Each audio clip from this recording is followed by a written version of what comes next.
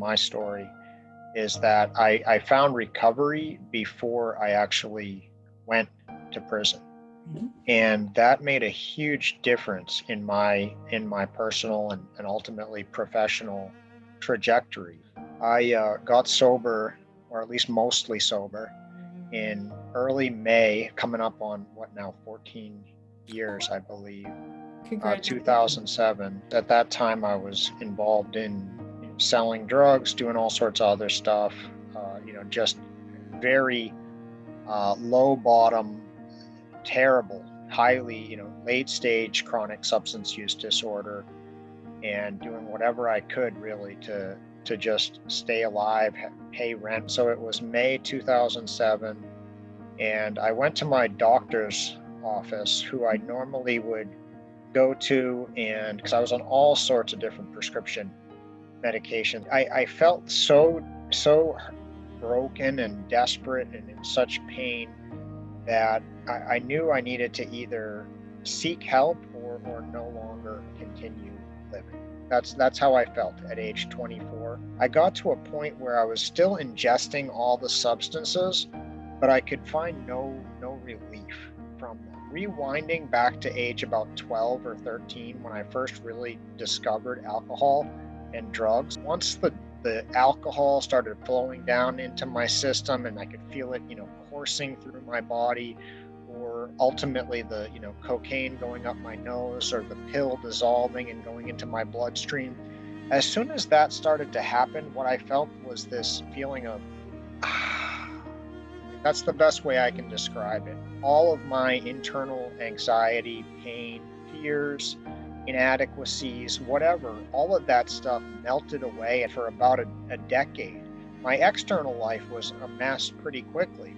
But as far as how I felt inside, the alcohol and drugs really masked a lot of trauma, a lot of emotions, a lot of insecurities. So I go to this doctor, and for the first time in my life, I told most of the truth. I did open up. He said, okay, great. Well, in that case, you're not going to need detox, and you probably don't need inpatient. So let's get you into the Mercy outpatient, intensive outpatient program in Westbrook. I'd never really fully experienced a withdrawal from all the substance. Believe it or not, for all those years, I was more or less on a substance or a combination of substances the whole time. My mom welcomed me home when I said I wanted help for the very first time at age 24. We had to change the sheets every couple hours because I was just drenched in sweat. The 12 steps and a strong recovery community, I have not had to have that experience since. And it's been, around 14 years now since that happened. And how that made such a big difference in my life, what happened was several months into my recovery, we were able to hire a lawyer, and I don't even know what they had for dinner in jail that night, because about 2 hours later, I was home. I left jail that day solely because of the fact that I was already in recovery and had already been doing some internal work. I was already aware of my own privilege in that situation. And so when I left, I became committed to becoming an attorney. Ultimately, I did end up going to federal prison and then continuing to work a program of recovery and planning for my future while I was there. While I was in prison, I try not to use this language, but the name of the program is Residential Drug Abuse Program, RDAP, in federal prison. And I was part of that program. I filled out all my FAFSA forms. Of course, I'm not making any money in prison, so I was 100% eligible for Pell Grants to return to the University of Southern Maine.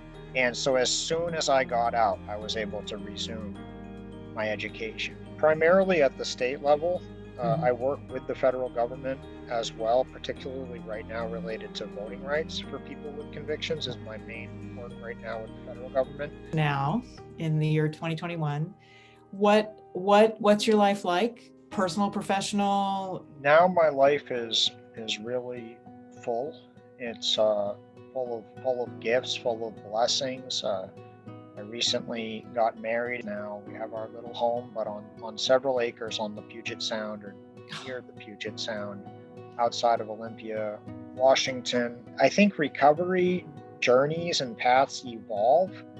So while I was early in recovery, it was really going to 12-step meetings was really essential for me. And I never consciously left 12-step meetings, but what I've done is I've also, in addition, and found other ways to be part of something bigger than myself. In addition to all the work that I do with prison reform and reentry for the governor and stuff like that, I most recently joined a mountain rescue team. I got really into hiking and mountain climbing and mountaineering and learning how to rock climb and mountaineer. And what I wanted to do was add an element of service to that area of my life.